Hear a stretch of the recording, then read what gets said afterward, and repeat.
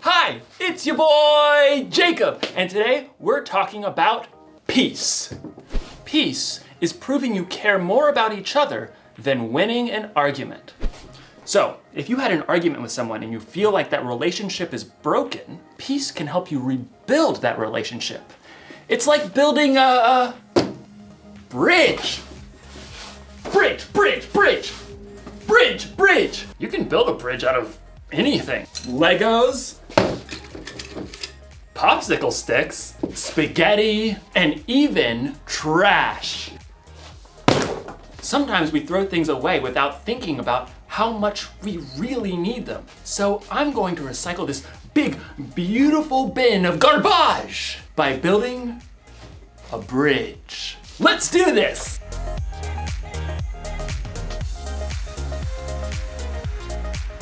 It's alive! Now we just need some glue. Glue. Oh! Glue stick. That should work, right? Everything you build needs the right kind of glue to hold it all together. Without the right kind of glue, everything can kind of fall apart. Now, ladies and gentlemen, I present to you the Recycle Bridge!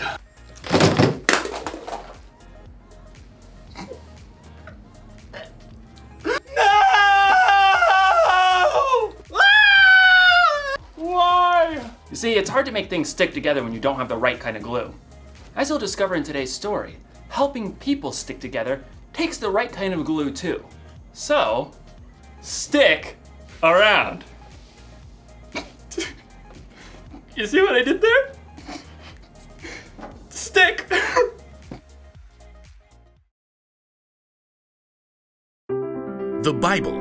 It's 66 books of history, stories, letters, and poetry that fit together to form God's one big story. The epic adventure of how He created us and loves us so much that He made a way to rescue us. As we travel through the Bible, from Genesis to Revelation, we discover people who met God and found their lives changed forever. Now, for an amazing story, inspired by the book of Colossians, chapter 3. Verse 15. In a letter written to the Colossian church, the Apostle Paul wrote, "Let the peace that Christ gives rule in your hearts. As parts of one body, you were appointed to live in peace and be thankful." Now let's see what that truth may look like played out in our lives today. Katie wiped the sweat from her forehead and took a long drink from her water bottle. How is it this hot in April? She looked back at the long patch of scrubby ground on the corner lot by Miss Watson's house. Her friends, Caleb and Nona, were both pulling weeds too. I thought we'd be done before lunch. It'll take us days to clear out all this brush. All three kids lived in the same neighborhood and were in Mr. Benson's 7th grade social studies class. It had been Katie's bright idea to start a neighborhood garden for their community service project. Well, we have to finish, unless you want to fail social studies. Even though the friends had been working for a couple of hours already, they'd only cleared the brambles from a small patch of land at the corner. Even when we finish pulling weeds, we still have to dig up the dirt. Yeah, and plant the seeds and water them and stuff. Look, we just need to get it done. I really want an A, okay? Let's use what we've cleared so far and pick one thing to plant. Sunflowers.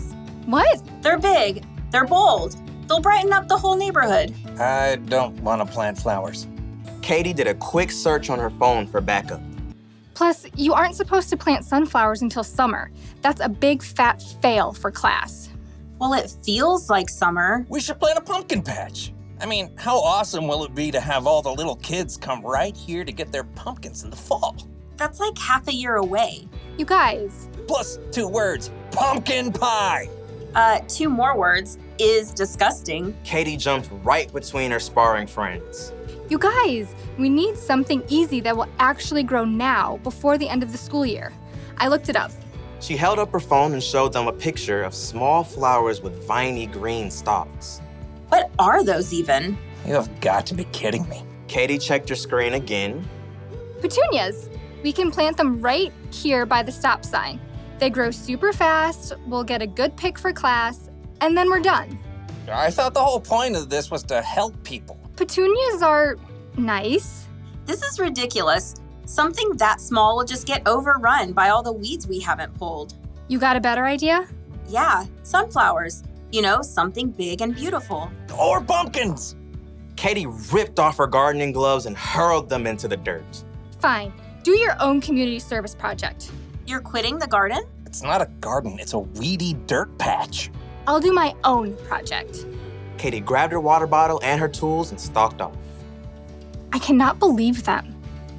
At home, Katie kicked off her muddy shoes and hurled her dirty gloves on the floor. How'd it go, sweetie? Awful. We hardly cleared any weeds, and Nona and Caleb wouldn't listen to my idea about what to plant. It is a pretty big project. I'm doing my own. Isn't it a group thing? Nona and Caleb don't even care about the grade. They want to do all this stuff with pumpkins and sunflowers and stuff we'll never even finish. I get it. It's a lot easier to keep it small. But it's up to you whether you want to hold on to being angry or go make this right with your friends. They started it. Look, God designed you to be at peace on the inside. Peace with Him and with others. Okay, yeah, I don't know where to start. You could start with more help. I bet Miss Watson would be willing to lend a hand since that weedy patch is right by her yard. Maybe. Oh, and Mrs. Garcia is always trying to start a garden in their backyard, but she says it's too shady. Maybe she'd like to help. Katie nodded slowly. After lunch, she took a trip around the neighborhood and spotted Caleb shooting some hoops in his driveway. Then she dragged him across the street to knock on Nona's door. You realize I don't want to talk about this? I don't want to talk about this. Just give me a minute. Both of you, please. Caleb and Nona stared at Katie, arms crossed. I'm really sorry. I got so stuck on making an A that I didn't listen to your ideas. I was just so hot and frustrated. Katie's friends waited. I talked to Mrs. Watson and the Garcias and that family with the little kids by the stop sign. They all want a garden, like a big vegetable garden. They want to help us. Really? We could clear the lot pretty fast with that much help. And we can plant everything, tomatoes and beans and carrots and sunflowers and pumpkins and whatever people want to eat. We'll have to help keep it up over the summer though. All the way to pumpkin season. Exactly. Okay, I'm in. Caleb gave Katie a high five. Then they both turned to Nona. She hesitated. Okay, sure. But you're not gonna get me to eat pumpkin pie, because sweet potato is way better. Deal. The Garcias can help out tomorrow afternoon, so we can get back to it then. Katie headed home, relieved that she was on good terms with her friends again and at peace on the inside. She was living out the truth of Paul's words. Let the peace that Christ gives rule in your hearts. As parts of one body, you are appointed to live in peace and be thankful.